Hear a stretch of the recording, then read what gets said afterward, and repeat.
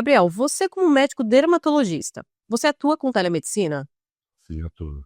Atuo bastante, atendo muitos pacientes da minha cidade, pacientes de outros estados. Então, hoje a telemedicina está bem frequente no meu dia a dia. E nessa sua atuação, você conseguiria passar para mim, na sua percepção, como que você consegue fazer ali a análise do quadro clínico e determinar que de fato aquele paciente é elegível para telemedicina? Hoje, na minha prática, vai depender muito de qual doença que esse paciente tem, qual a gravidade dessa doença e qual tratamento que eu vou prescrever para esse paciente. Dessa forma, eu consigo direcionar esses pacientes para a telemedicina, dar continuidade por telemedicina, ou analiso a necessidade de transformar isso no presencial.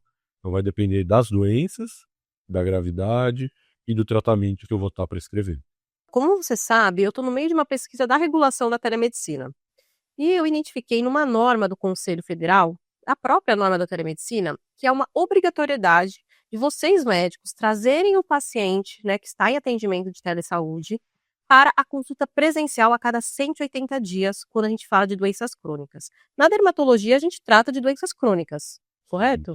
tratamos de várias doenças crônicas. E essa obrigatoriedade faria sentido para vocês? Você ter que a cada 6 meses, né, no caso, trazer o paciente para uma consulta presencial.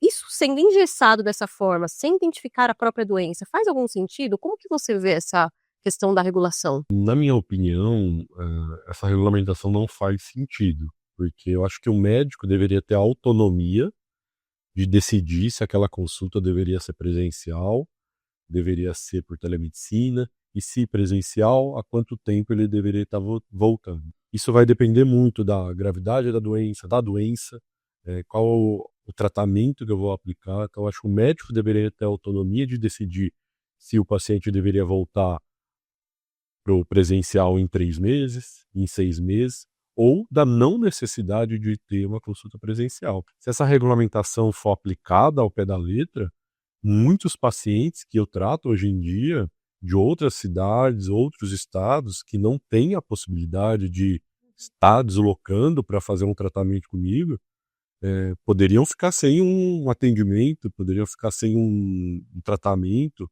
Isso não só prejudicaria os meus pacientes, mas talvez a saúde em geral, até o SUS, por exemplo. Então, acho que o médico tem que ter a responsabilidade e a autonomia de decidir a necessidade do presencial, de quando deveria, a frequência dessa consulta presencial, sempre prezando sempre pela segurança do paciente. Considerando esse prazo fixo e que ele engloba todas as doenças sem nenhuma distinção, você vê alguma implicância na prática médica? Acredito que sim, eu acho que essa regulamentação ela pode prejudicar o atendimento dos médicos de pacientes de outras cidades, de outros estados. Hoje eu atendo pacientes até de áreas remotas que não conseguem ter um acesso a um médico especialista daquela doença na cidade dele, então ele consegue isso de alguma forma à distância hoje com a telemedicina. A telemedicina ela veio para proporcionar saúde para pacientes de outras cidades, cidades pequenas, locais remotos, que ele consiga ter um acesso a especialistas de grandes centros. Isso pode prejudicar nós médicos de estar atendendo esses pacientes e, ao mesmo tempo, tira um pouco a nossa autonomia de decidir se aquela doença, a gravidade daquela doença, se a gente deveria ter um acompanhamento presencial ou não. Pensando na perspectiva do paciente, né, você já trouxe a questão das áreas remotas. Você entende que tem alguma implicação, talvez, na continuidade do tratamento ou na adesão do tratamento? Acredito que sim. Eu acho que na medida que, eh, tem uma obrigação do paciente se deslocar para fazer um atendimento a cada 180 dias, isso vai acabar impedindo que pacientes de outros lugares, se consulte com especialistas. Isso vai prejudicar, muitas vezes, o acompanhamento do tratamento. Então, eu acho que pode prejudicar o paciente no acompanhamento, de ele não ter uma adesão ao tratamento e ele largar esse tratamento. Isso prejudica muito os pacientes. Você trazendo essa perspectiva também de áreas remotas me fez muito pensar nos programas governamentais que envolvem a telemedicina, né. Hoje a gente sabe que o SUS vem trabalhando muito com essa ampliação, nós temos programas como Consulte Aqui Seu Especialista, né. Uhum. Então a gente vê que o governo, né, o poder público, ele vem crescendo, querendo dar mais acesso com a telemedicina. Você entende então que a próprio setor privado tem essas implicações, mas o setor público, você entende que também ele pode ter um impacto relacionado a isso?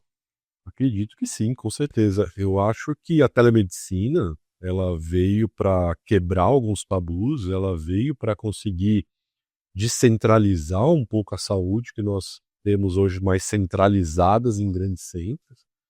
E com certeza o SUS usa muito telemedicina e se a gente começar a obrigar que os pacientes tenham uma consulta presencial a cada 180 dias, para todos os pacientes, para todas as doenças, eu acho que isso pode prejudicar bastante o sistema público de saúde.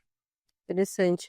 Eu fico pensando em soluções, né, quando a gente pensa nessa questão, é legal também pensar em soluções. Talvez, não sei qual seria a sua opinião, o conselho, né, como grande órgão hoje que regulamenta a conduta médica, a conduta ética médica, ele tem um papel muito importante na prática médica, né, isso é inquestionável.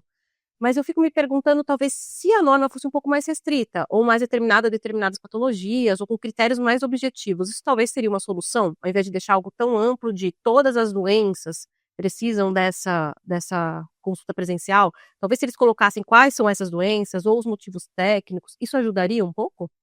Acredito que sim, eu acho que o mais importante é o médico ter a autonomia de poder decidir, porque a individualização do tratamento, ela tem que ser feita. Então, acho que não são as doenças, mas também a intensidade dessas doenças, Hum. eh, também ver se o paciente mora longe ou não, né, se ele tem poder aquisitivo para pagar um deslocamento até o seu consultório. Então eu acho que tem vários fatores que um médico deveria ter autonomia de decidir se aquela consulta presencial é necessária a cada 3 meses, a cada 6 meses, ou se essa consulta não é necessária. Doutor, muito obrigada, eu que te agradeço muito de compartilhar as suas opiniões, isso vai ser fundamental para a nossa pesquisa aí da regulação no país. Obrigado, Tamires, pelo convite. Foi ótimo.